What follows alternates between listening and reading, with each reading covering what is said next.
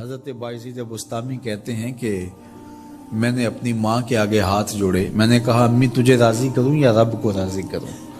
تو اپنے حق مجھے معاف کر دے، اللہ کو میں راضی کر لیتا ہوں۔ ماں نے کہا جاؤ پتر میں اجازت دیتی ہوں۔ گئے جنگلوں میں ذکر و فکر میں لگے رہے، تنہائی میں اس کو یاد کرتے رہے، دن رات ذکر کے چراغ روشن رکھے۔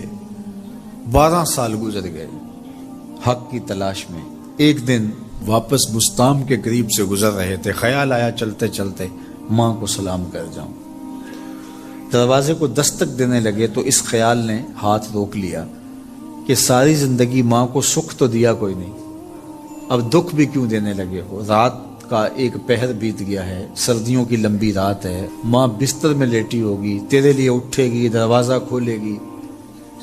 دروازے کے ساتھ ہی لگ کے بیٹھ گئے اور ساری رات کاٹ دی، اس خیال سے کہ ماں کو تکلیف نہ ہو۔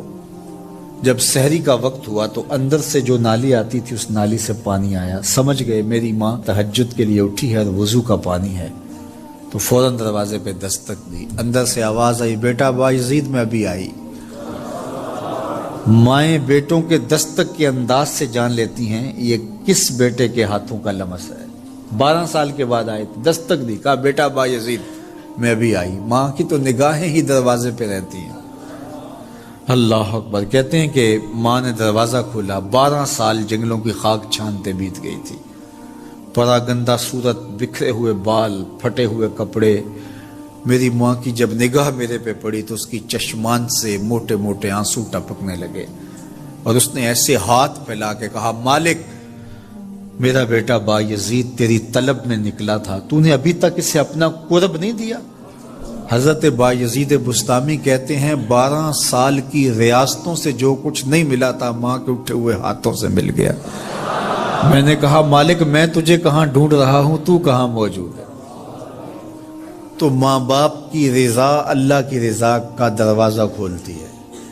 جن لوگوں کے ماں باپ ناراض ہیں اور وہ جا کے پیر صاحب کی خدمت کرتے ہیں، اور میاں ماں کے قدم چومو، باپ کی ٹانگیں دباؤ، ان کی خدمت کرو، تمہارے پہلے مرشد وہ ہیں، ان کو راضی کرو، پھر کسی شیخ کامل کی صحبت میں آنا، دیکھو کیسے دل کی بند کھڑکیاں کھلتی ہیں۔ ایک مرشد تو ناراض کر رہا ہے اور دوسرے مرشد سے تمہیں کیا ملے گا؟ تو راستہ یہیں سے کھلے گا۔ والدین کو کبھی ناراض نہ کرو، والدین کو کبھی دکھ نہ دو، والدین کو کبھی تکلیف نہ پہنچاؤ، اور والدین کو بھی چاہیے کہ اپنی اولاد کو اپنا نافرمان نہ بنائے۔ ایک بزرگ فرماتے ہیں کہ مجھے برابر 30 سال ہو گئے ہیں کہ میں اپنی اولاد کو کوئی حکم ہی نہیں دیا، کوئی حکم نہیں دیا۔ کوئی چیز مجھے چاہیے بھی ہوتی ہے تو میں بصیغہ امر نہیں کہتا، بلکہ ایسے ہی بات کر رہی ہوں۔ پانی چاہیے تو یہ نہیں کہتا بیٹا پانی لے کر آؤ، میں ویسے کہتا ہوں پیاس لگی ہوئی ہے، تو اگر وہ سمجھ جائے اور وہ خود لے آئے تو اچھی بات ہے، لیکن اگر وہ نہ لائے تو میں نے اس کو حکم ہی نہیں دیا، امر ہی نہیں کیا، تو اس امر کی مخالفت ہی لازم نہیں آئے گی۔ تو کہا 30 سال برابر گزر گئے ہیں، میں نے اپنی اولاد کو حکم نہیں دیا کہ کہیں وہ میری نافرمان نہ ہو جائے، چونکہ اگر وہ نافرمان ہو گئی پلے کچھ نہیں رہے گا۔ جو اولادیں ماں باپ کی نافرمان ہوتی ہے وہ ہوا میں بھی اڑیں، وہ چرخ پہ بھی جھولیں، وہ زمین پہ گرنے والی ہوتی ہیں، کبھی کامیاب نہیں ہو سکتی وہ اولادیں جو ماں باپ کی گستاخ، بے ادب اور نافرمان ہوتی ہیں۔